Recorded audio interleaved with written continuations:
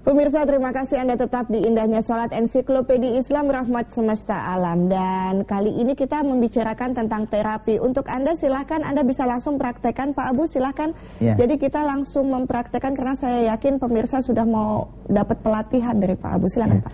Satu disebut terapi adalah ketika kita sudah tahu ilmunya, pengetahuannya. Ya. Termasuk yang negatif. Merokok itu sebenarnya terapi. Pertama tidak menolak otaknya. Begitu dia diajak mau, akhirnya dia mau. Terapi. Keluarnya pun harus terapi. Sama dengan gerakan, ketika berdiri, saya bicara sholat dari yang paling fisik. Ya.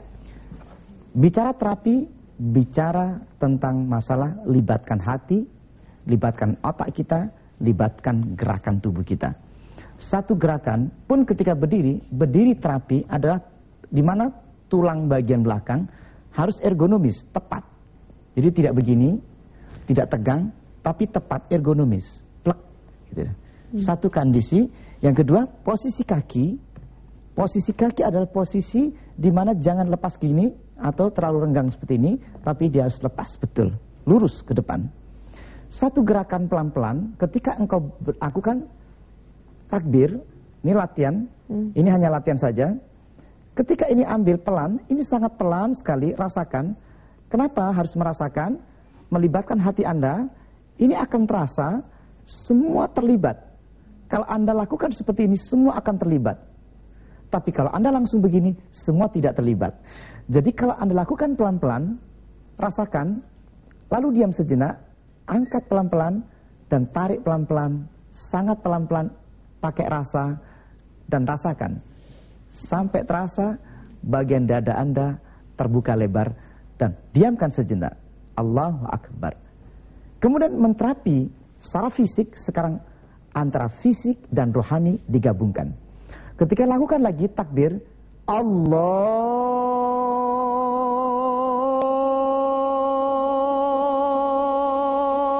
Akbar.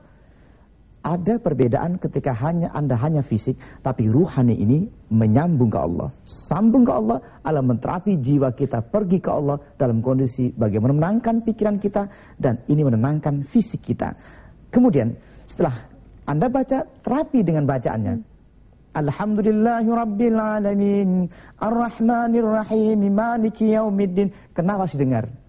Iyyaka na'budu wa iyyaka nasta'in. Anda mendengar gelombang suara ini akan masuk ke otak, dan otak ini akan terus. Di dalamnya adalah firman. Beda dengan engkau menterapi suara saja, suara musik, dengan suara firman Allah akan mempengaruhi ruhaninya. Medianya untuk ruhnya naik ke atas adalah bacaan sholat. Karena di dalam bacaan sholat itu ada membawa kita kepada ruh kita kepada Allah Subhanahu Wa Taala. Rukuknya pelan-pelan rasakan, jangan terburu-buru pada posisi rukuk, rasakan. Kenapa saya harus rasakan? Agar seluruh otot sudah bersedia untuk melakukan pelemasan. Dan keikhlasan hati kita akan lebih melemaskan lagi seluruh otot-otot kita. Di saat saya rela pada Allah, tunduk pada Allah, maka ini akan semakin lemas. Tetapi kalau hati tidak rela, maka otot kita kaku. Kalau kita pasrah pada Allah, seluruh tubuh kita, otot kita, otak kita akan merasa relax. Dan saya juga bisa lihat bahwa punggungnya Pak Abu betul-betul rata. Lebih rata, iya. Jadi saya juga bisa taruh gelas di situ bagaikan yang Rasulullah. Iya. Lurus sekali. Jadi pengaruhnya ini akan sangat bagus. Pun sujudnya Mbak Sanas itu juga harus dilakukan dengan pelan-pelan, sehingga kita lakukan sujud betul agar bagian tulang belakang itu luruskan. Ini menterapi tulang. Darahnya masuk ke. Pun ketika mau duduk, ini ada pengaruhnya sekali. Mau sujud, ini akan pengaruh segini.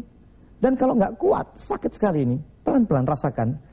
Ini saja sangat terasa pengaruhnya di sini, belakang sini terasa. Ini harus dilakukan dengan benar sampai dia mengarah kepada sujud. Ini sangat terasa, dan ini menguatkan otot-otot bagian kaki dan seterusnya, bagian tulang, dan ini akan lemas semuanya. Itu baru aspek fisik, ya kan? Aspek rohaninya tadi.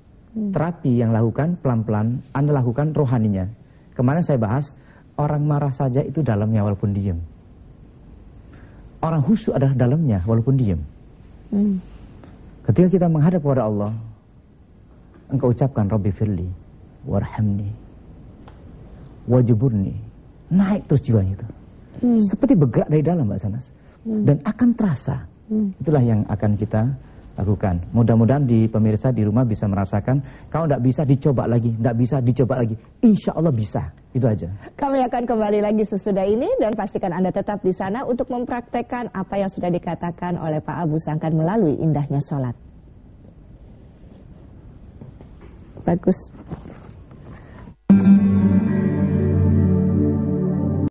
Terima kasih Anda kembali lagi dalam indahnya sholat. Dan saat ini kita sudah menantikan Pak Abu, apa yang menjadi kesimpulan sehingga jadi bekal untuk terapi diri sendiri. Ya. Masyarakat di terapi berjamaah dalam kondisi yang sudah sempurna tadi, mulai terapi pikiran, otot, hati menjadi paripurna. Sholat yang berpengaruh kepada dirinya. Orang yang baik ini, soleh ini, kumpulono, berkumpullah 100 orang seperti hormon feromon. Ketika 100 orang berkumpul, hati-hati, gelombang pikirannya pasti positif, hatinya pasti baik. Dan silaturahmi, sambung rasa, pasti yang disambung rahmi adalah kasih sayang. Ayo kita bikin percontohan 100 orang. Saya bikin halakoh namanya, bikin percontohan 100 orang. Orang yang khusyuk pasti hatinya baik, orang yang ramah, orangnya gampang sedekah, orang yang gampang menolong orang, yatim piatu, kemudian berkumpul jadi satu di sini halakoh. Kita pertemuan kemarin 2 hari, ada 1000 jamaah yang saya ajak mereka untuk membuat 100 orang berjamaah. Kemudian orangnya baik-baik, orangnya ramah-ramah, tidak emosionalan, gampang sedekah. Cukup 100 orang ini hasil terapi tadi, Mbak Sanas. Ternyata kalau 100 orang ini berkumpul betul, hatinya baik, semuanya baik, ini akan gelombangnya akan mengalir dan tersebar seluruh dunia. Saya punya target. Sedunia. Wah, harus punya cita-cita sedunia, iya kan? Se-Indonesia, sepojok-pojok sana ingin bersatu dan disatukan dengan gerakan-gerakan sholat jamaah. Baik, pantaslah Rasulullah menasehatkan umatnya untuk pandai-pandai memilih teman ya, Pak Abu ya. Betul. Kalau kita berteman dengan penjual parfum akan ikut wangi, dan betul. Kalau dengan pandai besi akan hitam mukanya, paling tidak akan bolong bajunya gitu ya. Dan ini teori ini juga bisa dikaitkan dengan hormon tadi.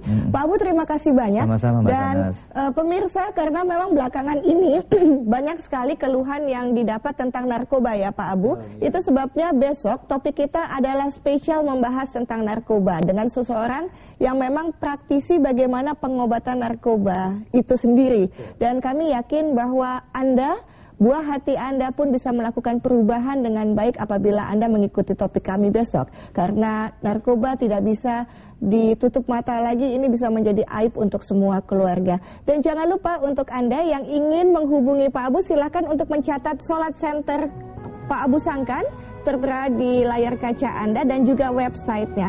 Akhir kata, saya Syahnas Haq dan Pak Ustadz Abu Sangkan mengucapkan terima kasih. Selamat menjelang buka puasa. Semoga Anda bisa menjadi sehat lahir dan batin, dan Anda menjadi bahagia, karena bahagia itu akan membuat Anda selalu menyenangkan dan menjadi orang yang rahmatan lil alamin. Wassalamualaikum warahmatullahi wabarakatuh. Berhias bintang, melukis